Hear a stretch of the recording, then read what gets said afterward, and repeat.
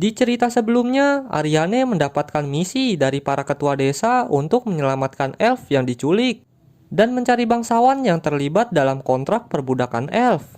Mengetahui anaknya mendapatkan misi yang cukup sulit, Dylan sebagai orang tua yang baik berusaha membujuk Ark agar mau menemani putrinya menyelesaikan misinya. Setelah berdiskusi cukup panjang, Ark pun menerima permintaan Dylan untuk menemani Aryane. Lalu bagaimanakah kelanjutan perjalanan Aryane dan Ark? Langsung saja kita simak kelanjutan ceritanya. Keesokan harinya, Ark dan Aryane berangkat ke kota Olaf, ibu kota kerajaan Roden. Karena Aryane mendapatkan informasi jika para elf yang diculik dan bangsawan yang terlibat dalam penculikan berada di kota Olaf. Lalu Sin berpindah ke kastil kerajaan Roden. Di sana Yuriarna bersama pelayannya yang bernama Verna sedang bersiap-siap menuju kota Limbul untuk melaksanakan perintah ayahnya melakukan pertemuan dengan ketua elf. Karena sedang terburu-buru, Yuriarna hanya menyiapkan sedikit pengawalan. Di sisi lain terlihat seseorang yang mencurigakan sedang mengawasi Yuriarna. Kembali lagi ke tempat Ark dan Aryane. Saat di perjalanan mereka malah diserang oleh kawanan serigala. Para serigala itu memiliki kekuatan ilusi bayangan sehingga cukup menyulitkan Ark. Namun sebaliknya, Aryane bisa dengan mudah mengalahkan para serigala itu. Lalu di sana Ark memutuskan untuk menyerang pemimpin para serigala agar serigala-serigala lainnya tidak terus berdatangan. Saat berhadapan dengan pemimpin serigala, Ark melihat kejanggalan pada kaki pemimpin serigala. Di sana Ark melihat sebuah cincin yang sama dengan milik Kadal Basilik sebelumnya. Karena penasaran, Ark pun tidak membunuh pemimpin serigala itu dan hanya menghancurkan cincinnya. Dan seketika pemimpin serigala itu terlihat kebingungan dan menyuruh serigala lainnya untuk mundur. Sedangkan cincin yang telah Ark hancurkan lenyap begitu saja. Di sana Ark pun semakin curiga dengan cincin itu. Kembali lagi ke tempat Yuriarna. Di sana Yuriarna dan Verna sedang menuju kota Limbul. Namun saat di perjalanan, tiba-tiba saja kereta Yuriarna diserang oleh pembunuh bayaran. Karena sedikitnya pengawalan, pertahanan kereta Yuriarna pun berhasil ditembus. Di sana Verna mencoba untuk melindungi Yuriarna. Namun itu hanyalah perbuatan sia-sia. Melihat Verna telah terbunuh, membuat Yuriarna semakin panik. Lalu pembunuh itu tanpa basa-basi langsung menusukkan pedangnya ke jantung Yuriarna hingga tewas. Setelah membunuhnya, para pembunuh itu mengambil kalung milik Yuriarna sebagai bukti jika Yuriarna telah tewas. Kembali lagi ke tempat Ark. Di sana Aryane sedang menguliti mayat serigala yang ia bunuh sebelumnya. Di sisi lain, Ark sedang bersantai di bawah pohon sambil menunggu Aryane selesai. Lalu tiba-tiba saja Ponta bertingkah aneh dan pergi meninggalkan Ark. Di sana Ark pun mengikuti Ponta hingga sampailah Ponta di tempat Yuriarna. Ternyata Ponta merasakan aura kejahatan dari para pembunuh. Lalu di sana Ark mengecek keadaan Yuriarna dan Verna. Di sisi lain, para pembunuh menyerang Ark dari belakang menggunakan elemen sihir. Tetapi serangan itu tidak berefek apapun kepada Ark. Tak lama setelah itu, datang sekawanan serigala sebelumnya dan membantu Ark melawan para pembunuh. Ketua dari serigala itu ingin membalas kebaikan Ark karena telah melepaskannya dari pengaruh cincin sihir. Singkat cerita, setelah para pembunuh bayaran berhasil diatasi, Ark menggunakan skill regeneration untuk menghidupkan Yuriarna, Verna, dan para pengawal. Setelah membangkitkan semua orang, Ark pergi dari tempat itu. Saat sadar, Yuriarna merasa bingung karena dirinya dan semua pengawalnya berhasil selamat. Di sana Yuriarna menganggap jika Tuhan telah menolong dirinya dan para pengawalnya. Lalu setelah itu, Yuriarna kembali melanjutkan perjalanannya ke kota Limbul. Lalu Sin berpindah ke tempat Ark. Setelah menyelamatkan Yuriarna, Ark kembali ke tempat Aryane dan melanjutkan perjalanannya ke kota Olaf. Singkat cerita, sesampainya di kota Olaf, Ark melihat sekumpulan anak laki-laki yang sedang berkelahi dengan anak perempuan.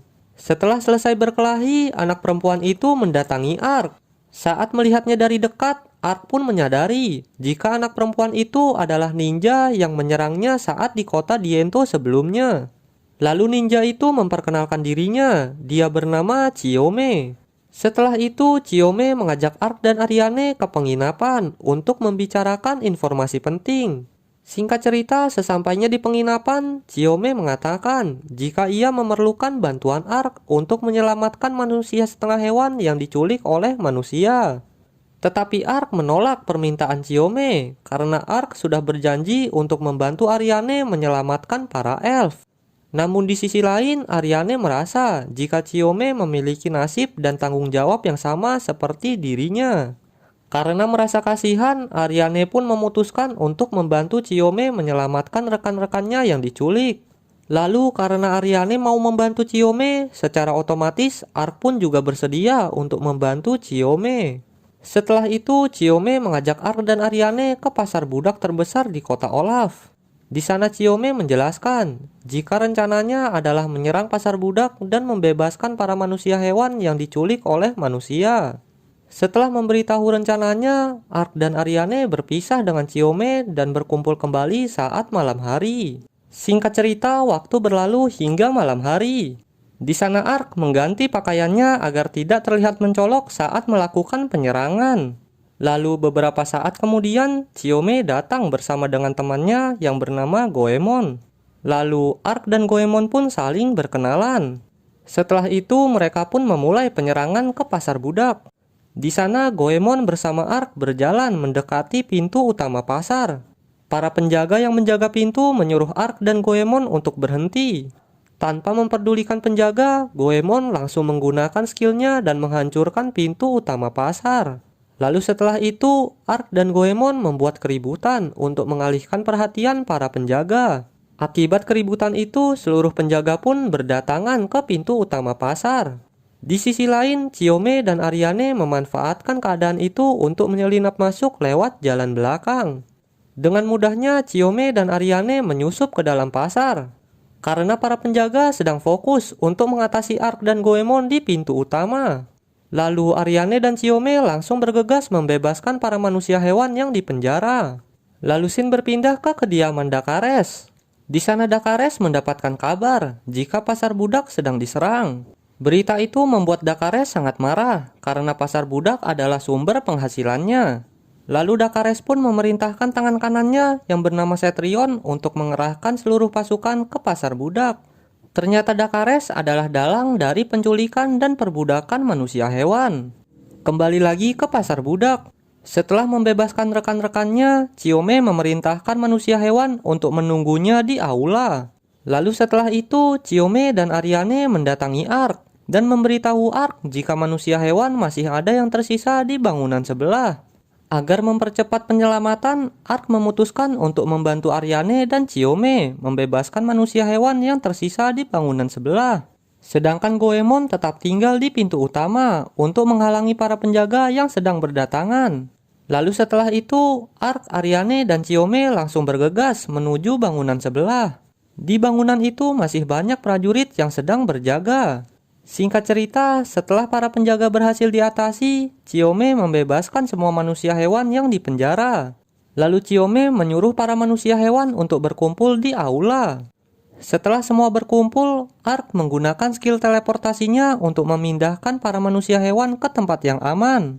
Setelah semua manusia hewan diselamatkan, Ark sekali lagi kembali ke pasar budak untuk menjemput Goemon.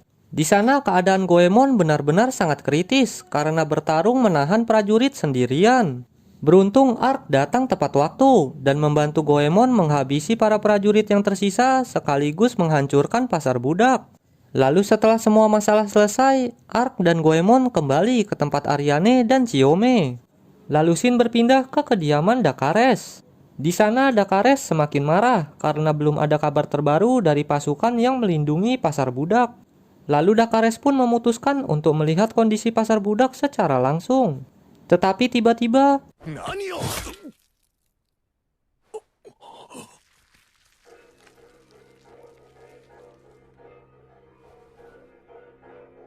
di sana Cetrion berkhianat dan membunuh Dakares. Tak lama setelah itu, datang Pangeran Sek memuji tindakan Cetrion. Lalu Cetrion memberi kabar jika pembunuhan Putri Yuriarna berjalan lancar. Sebagai bukti, Cetrion memberikan kalung milik Putri Yuriarna kepada Pangeran Sek.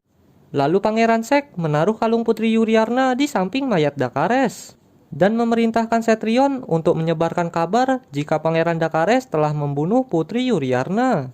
Semua itu dilakukan Pangeran Sek hanya untuk mendapatkan tahta kerajaan. Kembali lagi ke tempat Ark. Setelah selesai membantu Chiyome, Ark dan Ariane berpisah dengan Chiyome dan Goemon. Sebagai ucapan terima kasih, di sana Chiyome memberikan informasi jika para budak elf yang tertulis di surat kontrak telah dipindahkan ke negara tetangga. Negara itu bernama Kekaisaran Revlon Suci. Lalu Shin berpindah ke kota Limbul. Di sana Yuriarna dan Verna telah sampai di kota Limbul. Saat di kota Limbul, Yuriarna menemui kakaknya yang bernama Seriarna. Di sana Seriarna memberitahu Yuriarna jika Dakareslah yang telah membunuhnya. Mendengar itu membuat Yuriarna sangat terkejut. Lalu Seriarna juga memberikan kabar jika Dakares telah meninggal. Mendengar kabar Dakares telah meninggal membuat Yuriarna menjadi curiga dengan Pangeran Sek. Yuriarna merasa jika Seklah yang telah mengatur seluruh rencana pembunuhannya. Lalu di sana Yuriarna meminta kepada kakaknya untuk memalsukan kematiannya dan merahasiakan jika dirinya masih hidup. Karena Yuriarna ingin melaksanakan tugas tanpa sepengetahuan Pangeran Sek. Lalu Shin berpindah ke tempat Ark dan Ariane. Di sana mereka berdua sedang menuju ke Kekaisaran Revlon Suci untuk mencari para elf yang tertulis di surat kontrak. Untuk sampai di Kekaisaran Revlon Suci, Ark dan Ariane harus melewati gurun pasir. Saat di gurun pasir, Ark bertemu dengan sekumpulan wyvern, hewan yang mirip seperti kadal terbang. Akibat para sekumpulan wyvern itu, Ariane tidak bisa mengirim pesan. Karena Ariane khawatir jika para wyvern itu memakan burung pembawa pesan. Mengetahui itu, di sana Ark pun langsung berinisiatif untuk mengusir para wyvern itu menggunakan skill lightning. Berkat skill milik Ark, kumpulan wyvern pun pergi meninggalkan tempat itu. Di sisi lain, ada seorang pria berambut hijau yang sedang memperhatikan Ark dari kejauhan. Pria itu terlihat sangat kagum dengan skill yang dimiliki Ark. Lalu setelah itu, Ark dan Ariane kembali melanjutkan perjalanannya. Hingga sampailah di kota kecil. Di sana Ark dan Ariane memutuskan untuk beristirahat di sebuah kedai makanan. Saat sedang makan, tiba-tiba saja seorang pria elf menghampiri Ark dan Ariane. Ternyata pria elf itu adalah orang yang sebelumnya melihat Ark saat di gurun pasir. Ia bernama Karsi. Lalu tiba-tiba saja secara spontan Ariane menutupi kepala Karsi. Ariane mengatakan jika elf harus menyembunyikan identitasnya saat di kota manusia. Lalu di sana Karsi pun memberitahu Ariane jika dirinya sudah hidup selama 10 tahun bersama manusia sebagai peneliti. Sehingga manusia di kota itu sudah mengenalnya sejak lama. Lalu setelah memperkenalkan dirinya, di sana Karsi membuat sebuah penawaran dengan Ark. Karsi meminta kepada Ark untuk menangkap monster cacing pasir sebagai bahan penelitiannya. Di sana Karsi berjanji akan memberikan peta kota kekaisaran dan buku studi monster miliknya jika Ark mau membantunya. Karena penawarannya sangat menarik, di sana Ark pun menerima penawaran Karsi. Singkat cerita, keesokan harinya, Ark, Ariane, dan Karsi memulai pemburuan mereka. Lalu tiba-tiba saja muncul monster cacing pasir yang mereka cari. Di sana Ariane menyerang monster itu, namun serangan Ariane tidak berefek sama sekali. Serangan Ariane malah membuat monster itu semakin marah dan menyerangnya. Dengan cepat, Ark pun langsung melindungi Ariane dari serangan cacing itu. Lalu Ark membanting monster cacing itu hingga pingsan. Saat cacing itu pingsan, lagi-lagi di sana terlihat cincin sihir yang melekat di tubuh cacing itu. Dan beberapa saat setelah itu, cincin itu lenyap begitu saja. Lalu setelah cacing pasir dikalahkan, Karsi membawa tubuh cacing pasir itu untuk diteliti. Karena Ark telah menyelesaikan pekerjaannya, Karsi pun memberikan peta kota kekaisaran dan buku studi monster yang dijanjikan sebelumnya. Lalu setelah itu, Ark dan Ariane kembali melanjutkan perjalanannya ke Revlon Suci. Singkat cerita, sesampainya di Kekaisaran Revlon Suci, di sana Ariane memutuskan untuk berpencar mencari informasi tentang keberadaan elf yang diculik. Lalu Ark dan Ariane pun menanyai penduduk kota tentang keberadaan elf. Singkat cerita, waktu pun berlalu hingga sore hari. Setelah keliling kota mencari informasi, Ark dan Ariane bertemu kembali di pusat kota. Lalu Ariane membawa Ark ke sebuah benteng di pinggir kota. Di sana Ariane mendapatkan informasi jika 4 bulan yang lalu para elf dibawa ke benteng itu. Karena itulah Ariane memutuskan untuk mencari para elf di benteng itu. Saat memasuki benteng, Ariane dan Ark bertemu dengan seorang pria yang bernama Fumba. Lalu di sana Fumba menghipnotis Ariane dan menyuruh Ariane untuk menyerang Ark.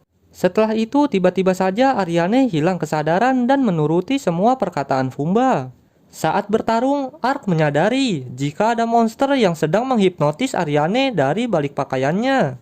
Lalu Ponta memancing monster itu keluar dan Ark langsung membakar monster itu. Setelah monster itu mati, efek hipnotis pun hilang dan seketika Ariane kehilangan kesadaran.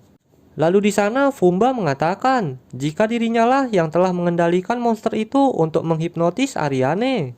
Lalu Ark melihat cincin sihir milik Fumba mirip seperti cincin sihir yang ia lihat sebelumnya. Ternyata Fumba lah orang yang telah menanamkan cincin sihir di tubuh para monster agar bisa dikendalikan. Sedikit penjelasan, Fumba adalah orang yang bekerja untuk Kaisar Domitianus, pemimpin Kekaisaran Revlon Suci. Fumba dipekerjakan oleh Kaisar untuk mengendalikan hewan-hewan buas yang nantinya para hewan buas akan dijadikan senjata oleh Kekaisaran. Kembali lagi ke tempat Ark. Di sana Ark menanyakan keberadaan elf yang diculik kepada Fumba. Lalu Fumba mengatakan jika para elf sudah mati karena dijadikan eksperimen sihir kekaisaran dan sisanya untuk makanan para binatang buas. Mendengar itu membuat Ark marah. Lalu Ark melampiaskan amarahnya ke salah satu binatang buas milik Fumba. Lalu Fumba memanggil monster lainnya untuk menyerang Ark. Tetapi para monster itu bukan masalah besar bagi Ark. Dengan mudahnya, Ark membantai seluruh monster milik Fumba. Namun di sana Ark lengah. Salah satu monster mencoba mencelakai Ariane. Namun tiba-tiba saja sebuah serangan sihir mengenai tubuh monster itu. Dan ternyata serangan itu berasal dari Chiome yang datang membantu Ark. Di sana Chiome tidak sendirian. Ia datang bersama teman-temannya. Karena kalah jumlah, di sana Fumba pun menjadi tak berdaya. Lalu Chiome memberitahu Ark jika ia datang untuk membalas kebaikan Ark karena telah membantunya sebelumnya. Karena terpojok, Fumba pun menggunakan monster andalannya untuk mengalahkan Ark. Kekuatan monster itu sangat kuat, hingga membuat benteng itu gempa. Lalu Ark menggunakan skill teleportasinya untuk kabur dari benteng itu. Saat di luar, Ark melihat monster berkepala 5. Ia adalah Hydra, monster yang bisa menghancurkan satu kerajaan dengan kekuatannya. Lalu Hydra melihat ke arah Ark dan menembakkan serangan sihir yang sangat kuat. Fumba yang melihat serangan itu menganggap jika Ark sudah mati akibat serangan Hydra. Setelah urusannya dengan Ark selesai, di sana Fumba berencana untuk mengkhianati Kaisar dan menghancurkan Kekaisaran Revlon menggunakan Hydra. Di sisi lain, Ark, Ariane, dan Chiome berhasil selamat dari serangan Hydra. Di sana Ariane juga sudah bangun dari pingsannya. Ariane sangat marah karena saat sedang pingsan, Ariane mendengar perkataan Fumba yang mengatakan jika para elf telah mati untuk dijadikan makanan monster.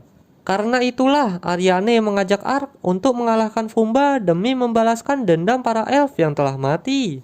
Namun di sana Ark menolak ajakan Ariane karena Ark ingin mengalahkan Hydra yang sudah semakin dekat dengan kota. Karena Ark menolak, Ariane pun memutuskan untuk berpencar. Di sana Ariane bersama Chiome pergi mencari Fumba, sedangkan Ark pergi mengalahkan Hydra.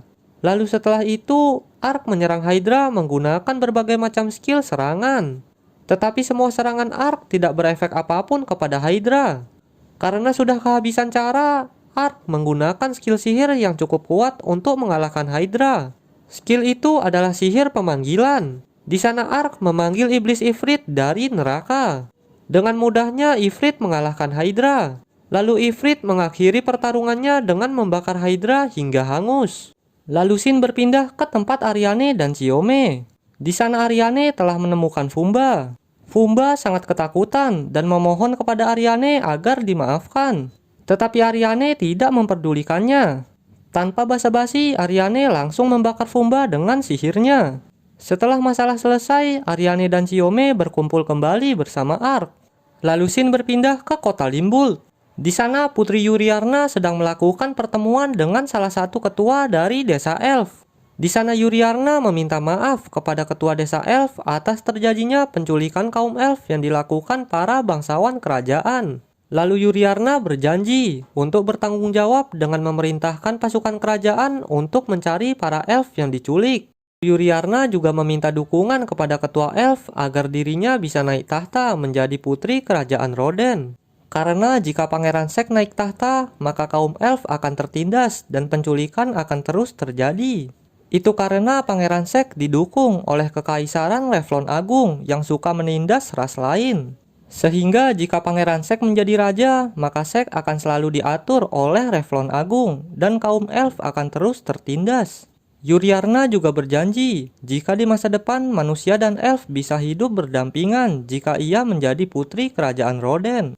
Lalu Sin berpindah ke tempat Ark dan Ariane. Di sana Ariane mendapat pesan perintah dari ketua desa untuk pulang dan menghentikan pencarian elf yang diculik. Karena pencarian elf yang diculik sudah diserahkan ke prajurit kerajaan Roden. Lalu karena misinya telah selesai, Ariane pun menepati janjinya untuk mengantarkan Ark ke Lord Crown, mencari mata air yang bisa menghilangkan kutukan pada tubuh Ark. Dan alur cerita anime Gaikotsuki Shishama selesai sampai di sini. Terima kasih telah menonton sampai selesai, sampai jumpa di video selanjutnya.